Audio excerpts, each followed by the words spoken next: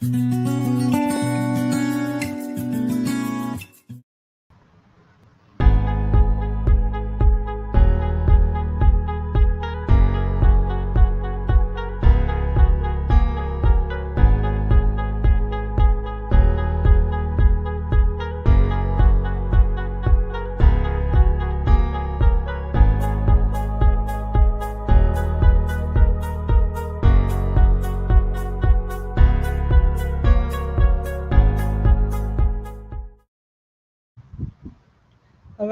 right.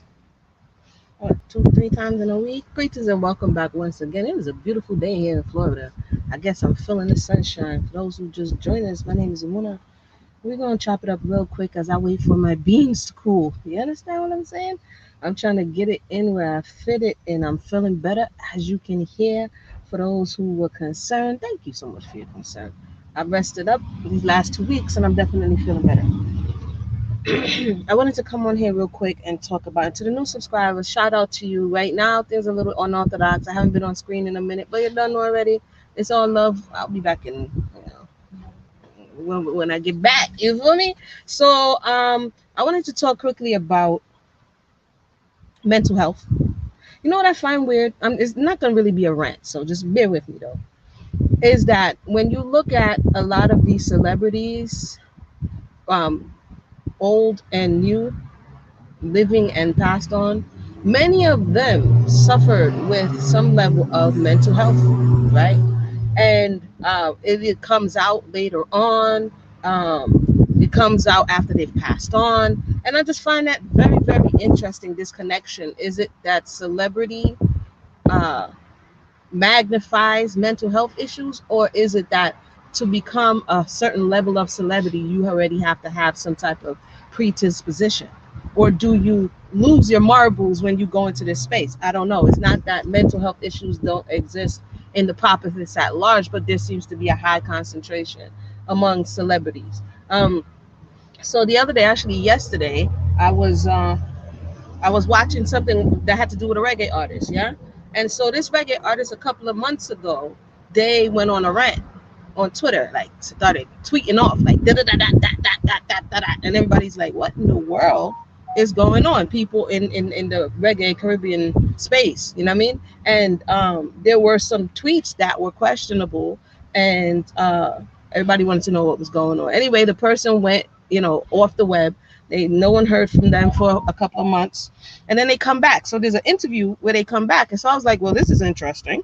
Now that all of this stuff done popped off, I would like to know what they had to say, because one of the things that they proclaimed was their sexual orientation, which is, if you're in anywhere in the Caribbean community, in the reggae community, they don't really take it lightly, the way in which the world is going, let's just say. And so the artist came out and said some real questionable things. Long story short, when they come back, they're having this interview. And the interviewer, she did an excellent job. Yandy, I believe her name is. She did an excellent job on the interview. And this artist, her name is Lila Ike, right? She's talking, and people who are watching it, I mean, they're gonna want to know, you know what I mean, what happened. So about midway through the interview, she says that she got diagnosed. After that, she was having a manic episode, and they took her to the hospital, and then they diagnosed her with bipolar. And I'm like, interesting. Sorry. She's bipolar. And I'm like, this is interesting. For those who don't know, they used to call bipolar manic depressive. They said, if I'm not mistaken, Kanye is bipolar as well. So there's a lot of people in recent times getting these bipolar diagnostics. Now, it's either that they're just giving out bipolar diagnostics because it's Tuesday, or there's an increasing amount of people who are bipolar. Yeah, I came across a woman in real life who was bipolar. Greetings, what's going on, sis? And so it may look like they're going hard one day or a few days, and they go on a tangent, and they're getting so much done, and they're going manic. That's the manic, the high, and nothing can go wrong. And then when they crash, right? And they go into this depression.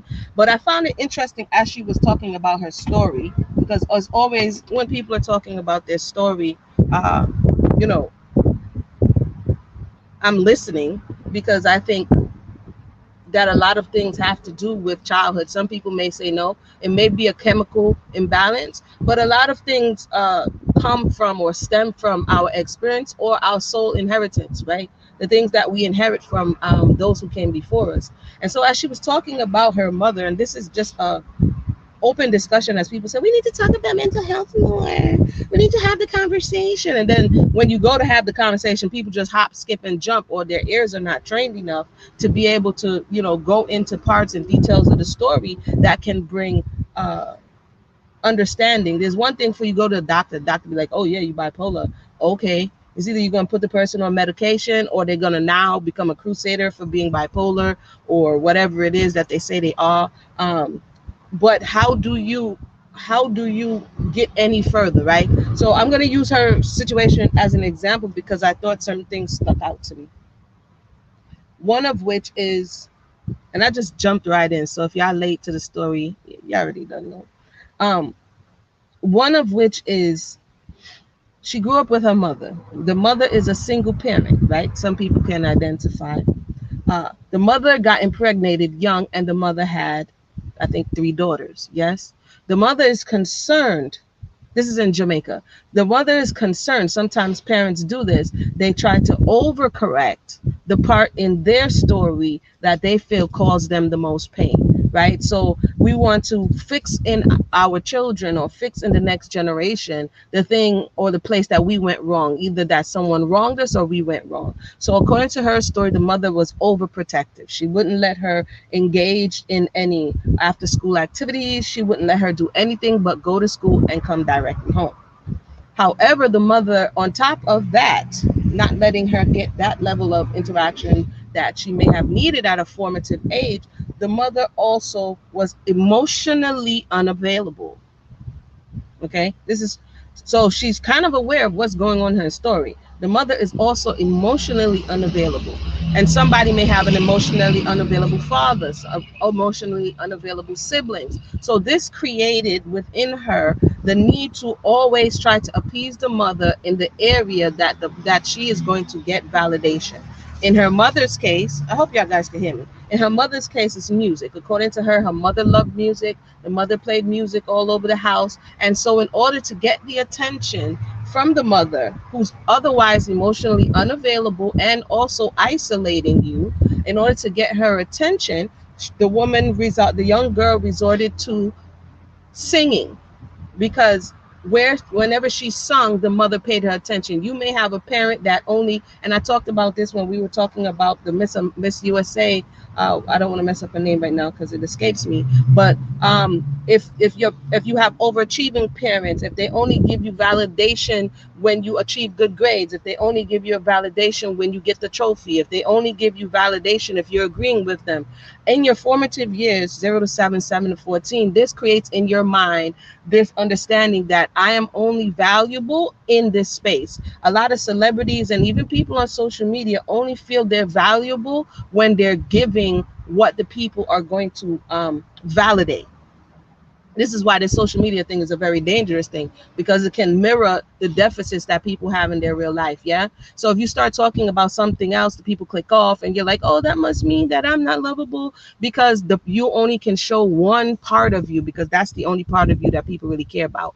And oftentimes in celebrity, it's either the music or the author or the whatever it is, your gift, quote unquote, your gift and talent is, that's the only thing that the people care about, right? So back to the story of this reggae artist. So according to her, the mother, she's getting the validation from singing. And so in order to get that love, she's not getting it from a masculine energy. And the only way that she can get it is if she fits in this box.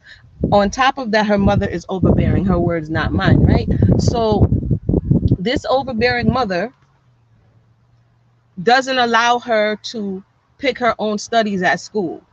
She says basically whatever the mother wanted, that's what she would do, until she got to a certain age where she wanted to go off to college. And even then, the mother didn't want her letter. So let's stop right there.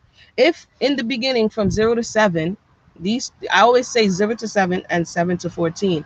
0 to 7 is our understanding of how safe we are in the world, who we can trust in the world. Is the world a welcoming place, or is the world filled of danger? If we don't get our needs met in this space, we begin to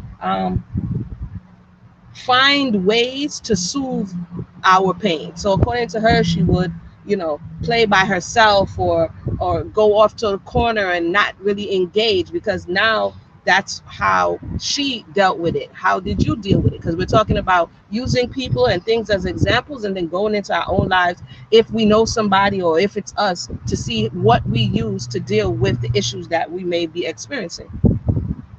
So when you go telling your story, this person told their story. When you tell your story, just straight, just what you can remember, what you can recollect, there's so much data, there's so much information that can help you on your healing journey, if that's what you need to be on.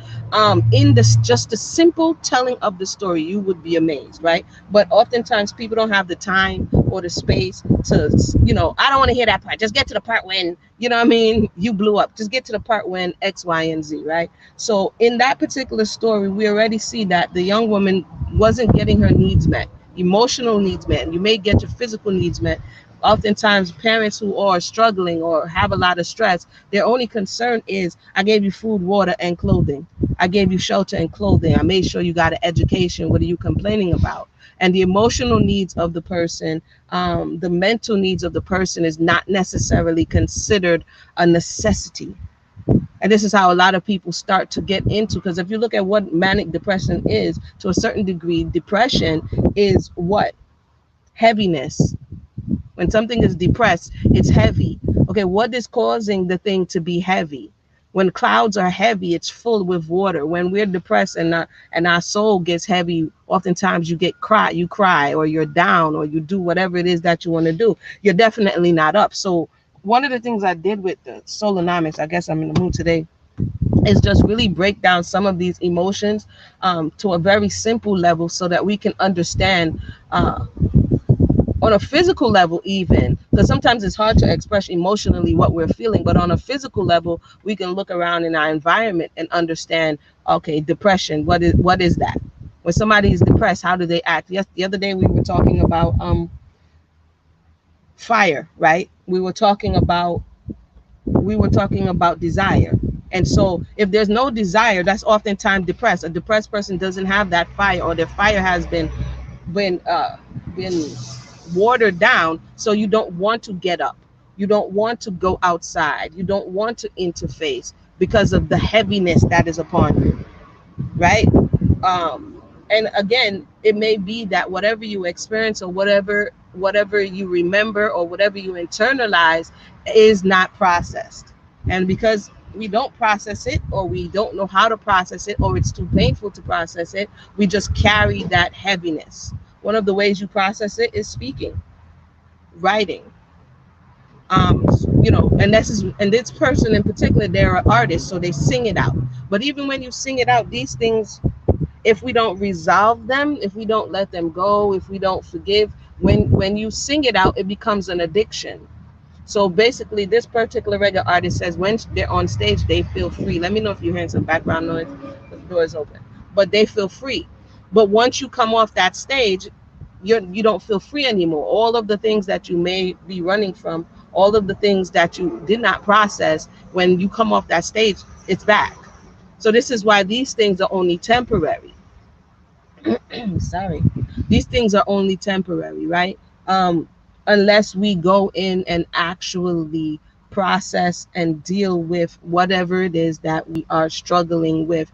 In the case of Kanye, I believe they say he's bipolar as well. When you look at some of the things in his life, he seemed to have the opposite. And one thing I often tell people, these situations are not just created in one particular way, right? It's not just, oh, you have a deficit, nobody never paid you attention, and now you developed an issue. No, it can be an excess too. Any imbalance, whether it be too much or too little, can cause these type of things that many people are experiencing. So in his situation, he got an abundance of feminine energy. He got an abundance of accolades. He got an abundance of his mother letting him know that you can do X, Y, and Z. But he also did not have, according to his narrative, the steady masculine energy there to kind of balance the conversation. And so therefore he's a lot on one side. So you always have to be in agreement. You always have to do whatever, or you're going to see him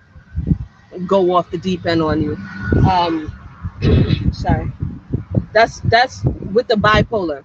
I know there's more to bipolar. That may be an oversimplification of it. And sometimes people feel as though when they're not diagnosed that they don't have the tools, or they don't know what's going on, or they know they feel strange, or they know they feel funny, but they don't know what to do with it. When oftentimes they go on these trips, then people are not sleeping. You know what I mean? For days on end, they're wired, they're all of these things, and ultimately people crash. I think it was the other. Is it? There was another guy who was diagnosed as well recently. A lot of people are getting this diagnosis. I don't know. So what is making people so depressed? I think one of the things is chasing all the time what you do not have. Right? There's a scripture that tells you that hope deferred make the heart sick. Right? It talks about how when you keep deferring hope and you keep wanting something, and you're not able to achieve it, there's a heaviness that comes with that. There's a disappointment that comes with that. But then I've seen somebody in recent times write, if you have no expectations, you'll never be disappointed. But how do you go through life with no expectations?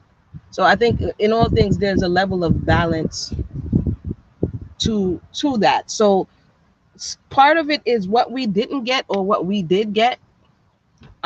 In that very crucial developmental phase. Is why I say it. I'll continue to say it. I don't hear enough people saying it.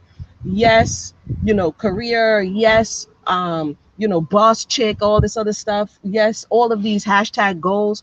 But you see, when you open the door and bring another soul into this realm, for those who may not yet have, for the younger generation, when you open the door, some people call it, oh no, I was just living my best life. No, you're opening a door for a soul to come into the earth. If you look at intercourse in that way, sorry, I think we the people would be more purposeful, more intentional in what and how we are doing this. When you open the door to allow another soul to come into this three-dimensional realm, you are responsible for that soul. You are initiating that soul into this reality. That's not a light measure.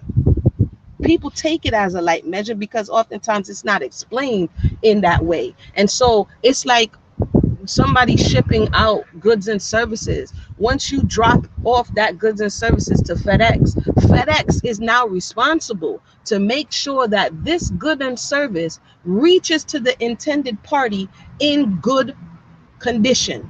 And if it doesn't come in good condition, if the box comes crumpled up, if the product is broken, you go back to FedEx. Because guess what? The initial shipper is going to say, nah. When I dropped it off at FedEx, everything was good.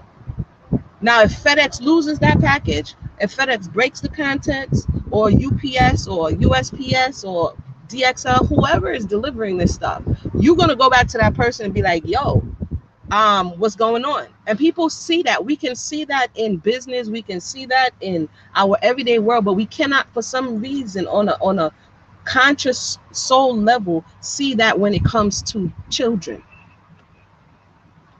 So when you open the door, you thought it was for your entertainment, you were wrong. Okay? When you open the door for another soul to come in, there is a period of time, that a window, an opportunity that we the people have to impress upon this soul and to nourish this soul and to give the soul what that particular soul needs.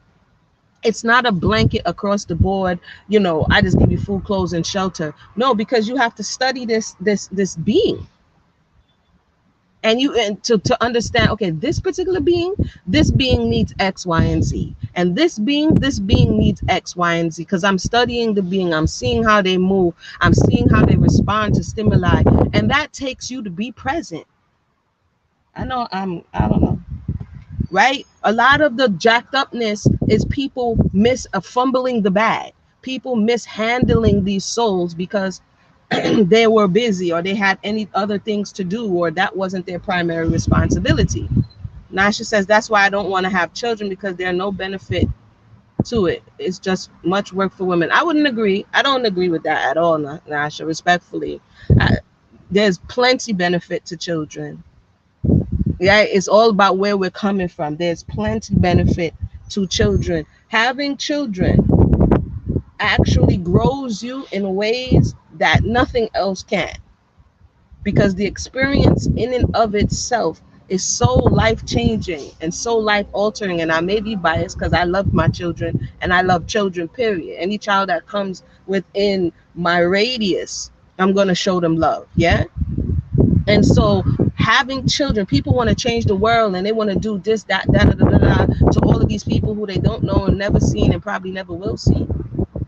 But the children that is within your reach, within your grasp, we have an opportunity to be fruitful and multiply. And it doesn't necessarily have to be your physical child, but we have an opportunity to bring up, to open the door for another soul to have this opportunity in life to elevate.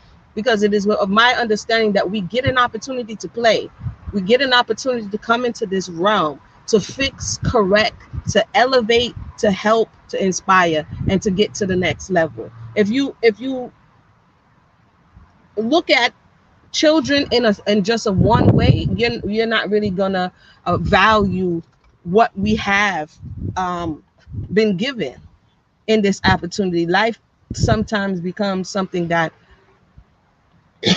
overwhelms us. You know what I mean? We get stuck in the mundane and the everyday and not realize that it's an opportunity to engage. It's an opportunity to elevate. It's an opportunity to learn. It's an opportunity to grow. And the only place you can do it is here in the earth. I know I kind of went off the bipolar conversation. The only place that you can do it is here in the earth. So respectfully, I don't agree with the fact that there's no benefit to children. Children are of great benefit. You know what I mean? It's really just how we look at them. If we look at them as a blessing and not a burden, then they're going to be a blessing. If we look at them as an opportunity for us to grow and us to heal, as well as helping someone else get to their goal, then that's how we're going to look at it. Everything is all about how we look at things and how we see things. Now, some people, because of the way that they were treated and the way in which they internalized their feelings towards being a child, towards being vulnerable, towards someone needing to help you along the way, if you didn't get those things, then oftentimes you won't necessarily be in a position to give it to someone else, because whoever it is and whatever it is made you feel as though being a child and having needs was wrong. And that's somebody who opened the door, who didn't understand the assignment. You know that song that's going wrong, I understood the assignment. That person didn't understand the assignment. You know, so these are the things, if it's not a chemical imbalance, if it's not these things, these are the things that bring in problems. These are the things that bring in drama. These are the things that bring in mental health issues. I was on another call today talking about NFTs, and a woman, that's where and a woman came on and she talked about her having bipolar, and literally she's on one of the Twitter spaces from an insane asylum. And I'm like, what is going on? I heard the lady yesterday said she had bipolar. He said he got bipolar. Another woman is in an insane asylum, literally, as she's calling in to talk about her experience. And she talks about the pressure that her parents, I think she was Korean, put on her to achieve. Some of this stuff comes from the pressure that is put on people, especially children, to achieve and to overachieve so that the parents can get the accolades, so that the parents can feel as though they are accomplished. There's a lot of parents that put way too much pressure on their children, not allowing them to be a child, because they want to hurry and ready them to compete in this world. That also causes later on in life mental issues, anxiety, PTSD. Let's talk a little bit about PTSD, that it's not, as we know, not just for soldiers, not just for people who've experienced combat, but you can come out of an abusive household and have PTSD. You know what I mean? From your trauma, from the experiences that we've had. But as it relates to a lot of what's going on in this space of celebrity, I think the uh, elevating someone for their talent solely because we're entertained. Let's just be real. People are selfish. People are selfish, right? And so if it wasn't for the person's talent, people wouldn't give a rat's. Yeah. And oftentimes we see that because the person may be hurting, the person may be down, and you see them and you still want an autograph. You still want them to do the fetching step. You still want them to do all of these things that you can now take away to whatever you're doing to say, hey, look who I saw. And by association, I have some level of value. If we look at some of those things, why some of the celebrities be losing it, I think why I'm using them as examples is because oftentimes people can relate. You understand? Let me know your thoughts. Drop them in the box. I'm not going to stay all the way too long. So yeah, the thought of people being bipolar, uh, you may not know what it is. You may be in a relationship with this type of person. Your parent may be bipolar, never been diagnosed, because, older generation don't necessarily go to therapy. Today, they're fine. A few days, they're fine. The next day, they're crazy. They're off the chain. They're doing all kind of wildness, and you're destabilized as a child or as an adolescent because you're like, what? You don't know what to expect. Then you're walking on eggshells because you don't want to trigger them, right? And now that gives you high level of anxiety. You know what I mean? And then you go out into the world and then you attract to other people that made you feel the way they made you feel because in your mind, even though it doesn't feel right, it's kind of normal. And if somebody was normal, you would think they were abnormal.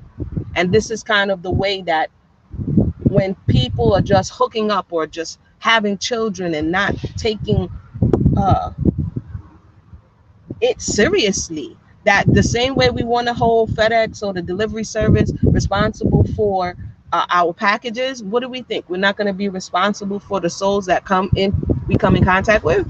I mean, where do we do that at?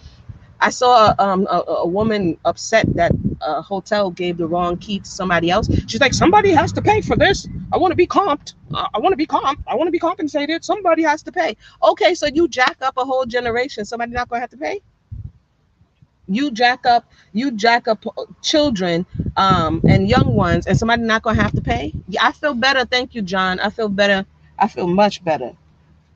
And then my sciatica, a sciatic nerve was acting up earlier this week, so I was out of it again. My merciful Father.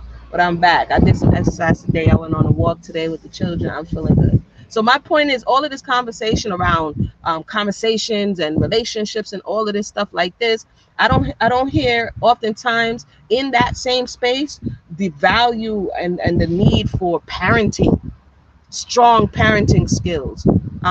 It's all about the man and the woman and the high value and what you're going to do for me and all of this other stuff. But what about the offspring? What about these children who are coming through that not only just need to see mom and dad together, um, but they need to see functionality.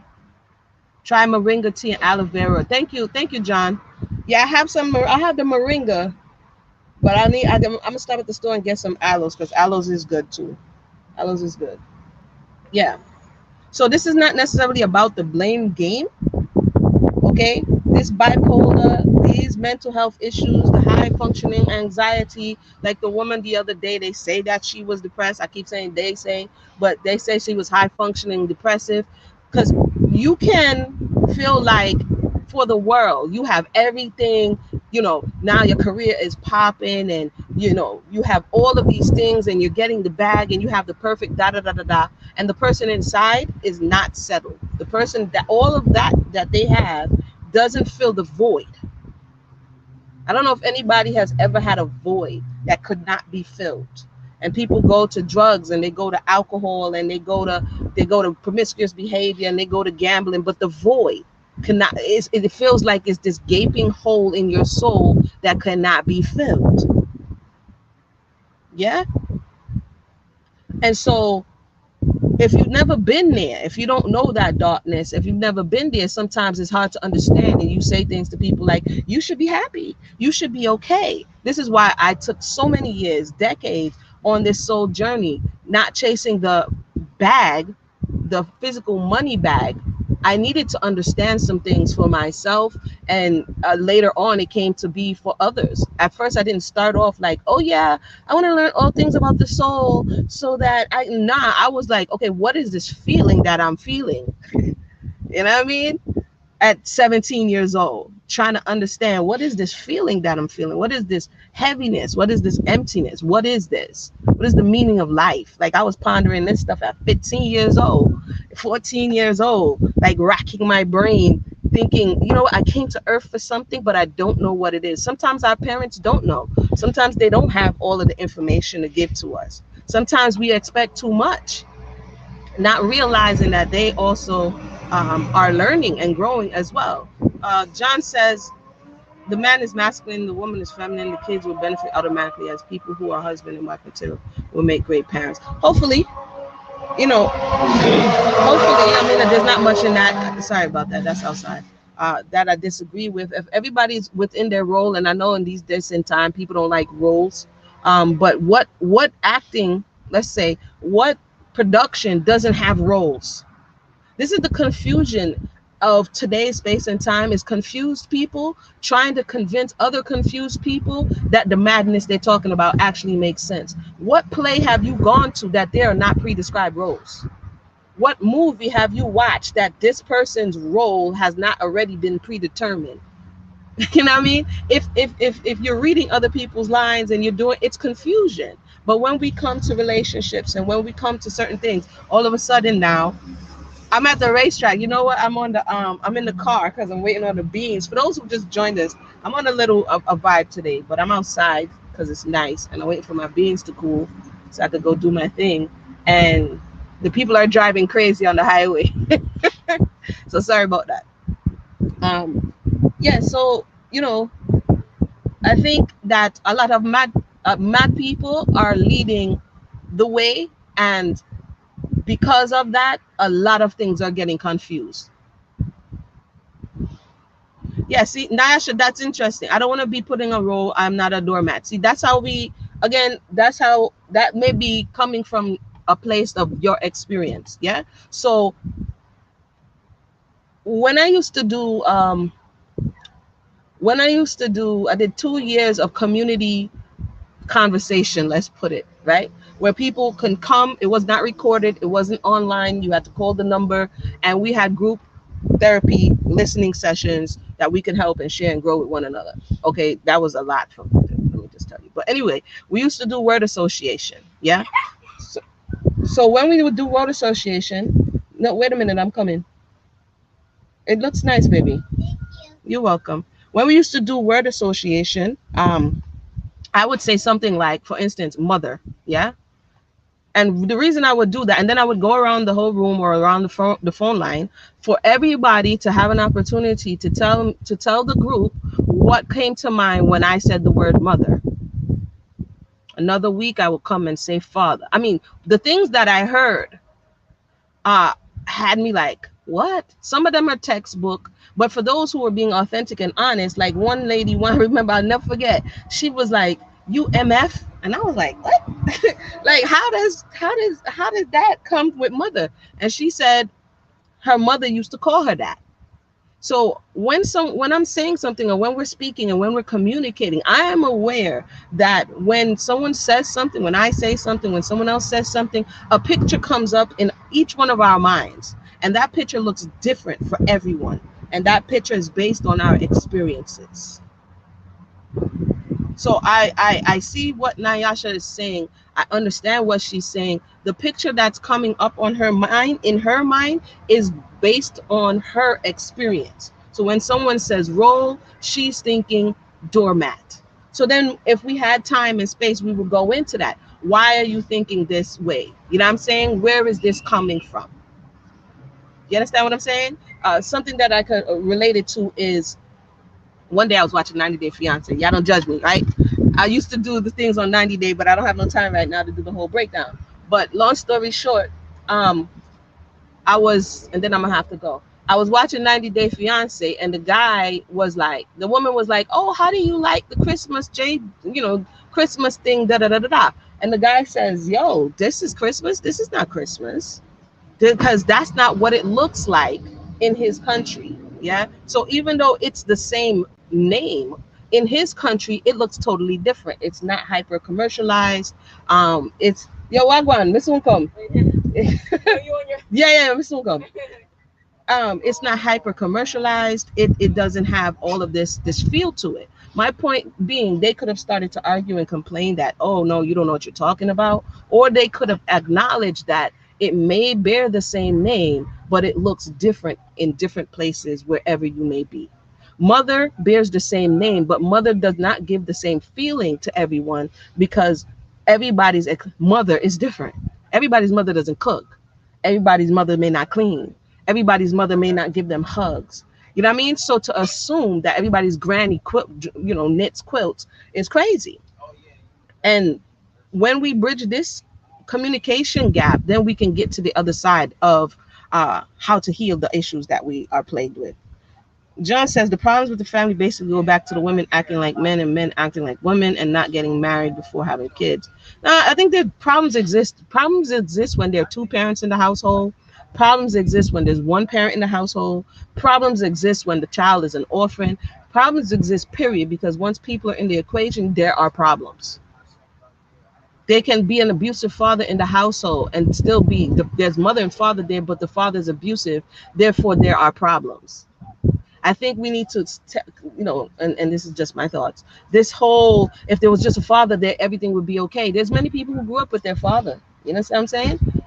And it was still a problem. Maybe the father wasn't emotionally available. Maybe the father wasn't involved in the children's life. Maybe the father was resentful for having to be there and take care of his children. Problems still exist. We need to stop romanticizing the fact that a father is there means healthy family structure. It doesn't, right? There are the same way there are daddy's girls, there are daddy issues. The same way there's a mama's boys, there are mommy issues, right? So just because the parent is there, if the parent is not healthy, then essentially the relationship is not going to be healthy. So yeah, that's just my thoughts on some of this mental health that is, it's prevalent. It is everywhere. It is cropping up. People are getting all of these diagnoses. We don't know what it means. People are feeling stigmatized. They don't know. They don't want to be on medication. They're looking for alternatives. They into psychedelics and smoking ganja all day and just ways to kind of deal with the feelings that they're feeling. I can only speak from my experience and my perspective. And that is, if it is not something that is beyond your reach, because everybody has different pain tolerance. Everybody has different knowledge base. Like I educated myself.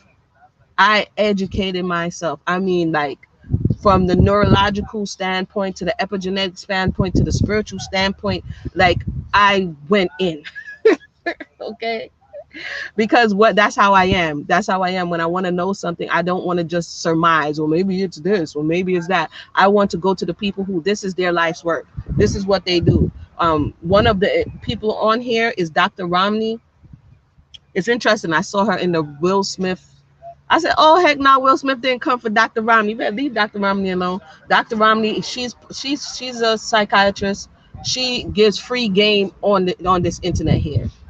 She talks a lot about gaslighting. Her specialty is talking about narcissists. This is parts of educating yourself. Everybody is not a narcissist. Some people may have narcissistic traits. Some things you may think is narcissism may actually be bipolar. Some things you think is narcissism may actually be, other things that mask themselves as narcissism. It may not be narcissism. There is, what's the name of the other? What's his name again?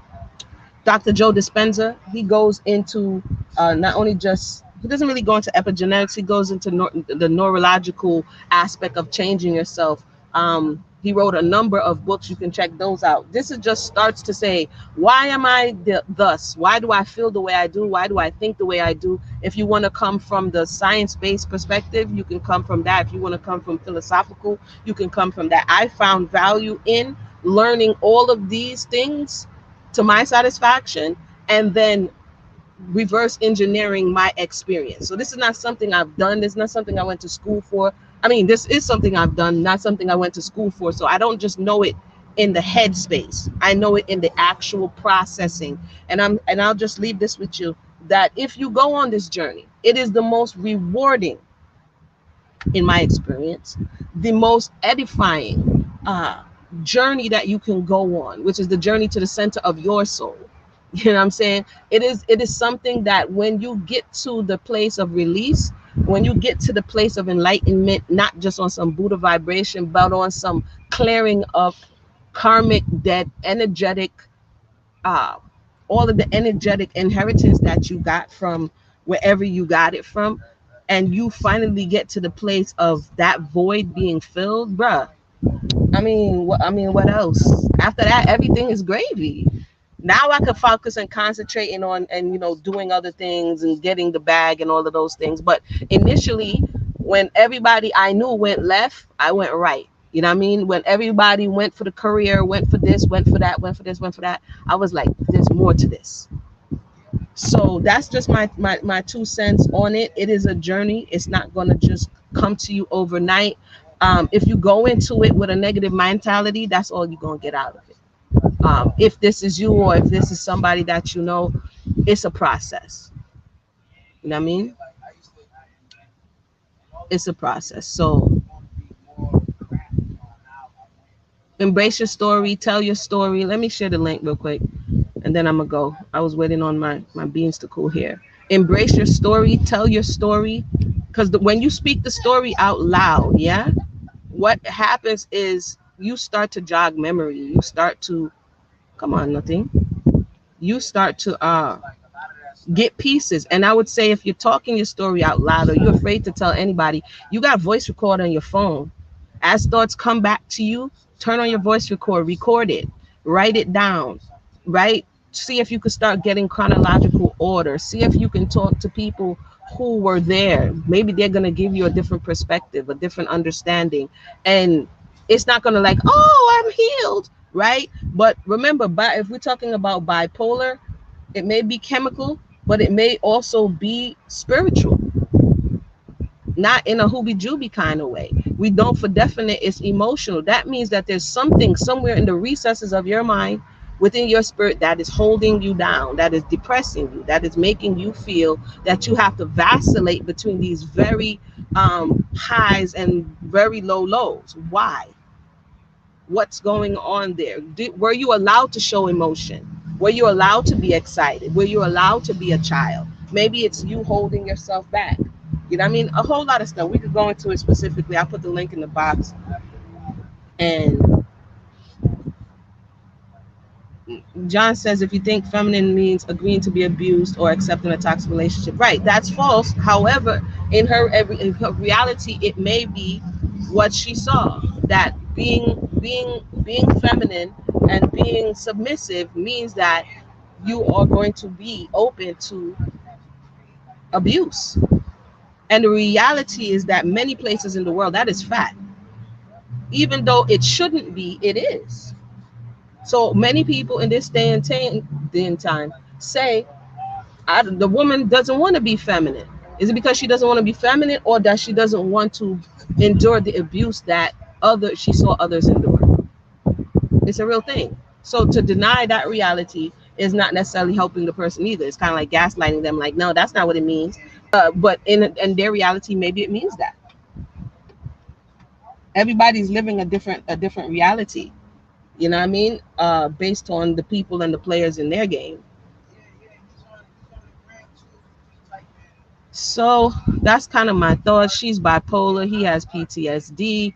A lot of these people, actually, one of our subscribers, one of our family, she shared a story, and I think I'll share it here, and then she shared a story about being married to a military man at a time where she didn't know that he had PTSD, right? And she didn't know he had pre-existing issues, and the family knew. And one day she came across his medical records, and then she came to understand that this person was hiding it, but they really did have issues. Yeah, there's a lot of people who feel as though they're not going to be accepted, and so they hide the issue, and it comes out in little ways. And then we're like, well, what's wrong with this person? You know what I mean? Why are they acting like this? And then you begin to internalize it and you begin to think that, yo, it's you. So not only does the person need a support system, the people who are unaware, it actually started as me trying to understand certain people around me. When I started looking outside of me, like, wait a minute, I thought it was me, but there's a possibility. There's a possibility it ain't. You know what I mean? So there is no magic pill here. Yeah, there's no magic pill. There's no magic pill. So yeah, that's my thoughts on that. I'll leave you guys with that. I want to thank everybody for tuning in. I'm trying to find the thing. If I can't find it, then it is what it is. Let me just hold on.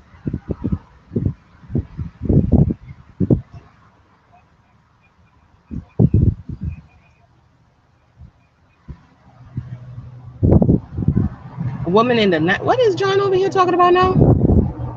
It's people have been people from time memorial to now. You know what I mean, John? I think that sometimes we give too much of, oh, in this time it wasn't that, and this time. No, it was there. It was there. People were crazy. I told you I've been watching this series called Food That Built America. Maybe I'll come back and talk about it later. But this series just shows you that 1900s, 1800s, people were people, and people make changes or people reflect the information that they know. But at the base and core of it, people are people. That's my thoughts on that. All right. So with that said, everybody, thank you for tuning in. Like, subscribe, share, all that good stuff. And we'll come back again. I think my beans should be cool by now. And we'll come back again and talk more. All right. Bless.